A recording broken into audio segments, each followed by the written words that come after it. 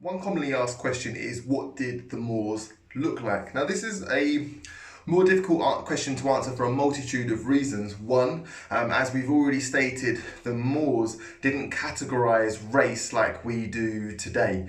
Race is a fairly new, I suppose, way or frame of looking at human beings. The Moors tended to look at more religion, or categorize religion above anything else. Are you Muslim or are you non-Muslim? But as well as that, during the Spanish Reconquista, a lot of the Spaniards, or the Spanish, the Visigoths, the Christian rulers at the time, decided to burn as many of the Arabic books as possible, which means that a lot of the documents from the time are lost. However, we do have some evidence that we can talk about. The Moors seem to be a mixed race civilization, or multi-race civilization. Now, this may be surprising, but a racialized view of society is something that has been developed in Western Europe over the past, say, 500 years. Previous to this, even Europeans would often depict the symbolic wisdom and wealth of Africans in their nativity displays up until the 16th century. We can see this in the Adoration of the Kings, when the three wise kings came to visit Jesus. This positive depiction of Africans was quickly done away with as Europe started to become invested in the capture and enslavement of Africans. The narrative then quickly turned from viewing Africans in a positive light to viewing them as savages.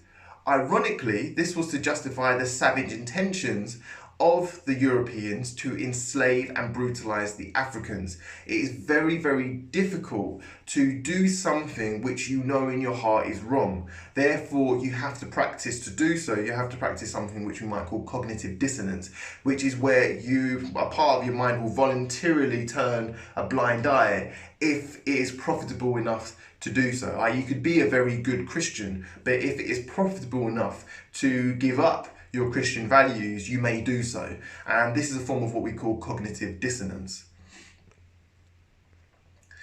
The Romans themselves were also not a racialized society. They were imperialistic, i.e. they viewed non-Romans as inferior, but this wasn't based on racial ideology.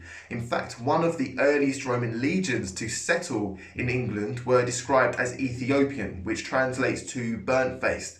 The bodies of the Roman soldiers who settled in York at the time were tested and shown to have ancestry of about 10% African DNA. And this is actually also covered in David Olusoga's book called Black British. He also documents this racial profile of the first Roman legions to enter England and actually settle by Hadrian's Wall. So my task to you is, why do you think societies categorize people in different ways? How does this serve the nation, or does it serve the nation? I.e., if I'm trying to classify you and I see your gender first, or your race first, or your religion first, or your class, or your last name first, how does this help society, if it does at all?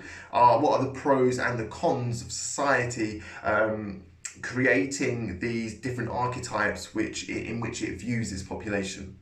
Feel free to go over that. Let the teacher guide the discussion. Feel free to have a debate under the teacher's advice and guidance. And then when you're ready, when you're ready to get started, feel free to pause this, and then you can play it again whenever you're finished.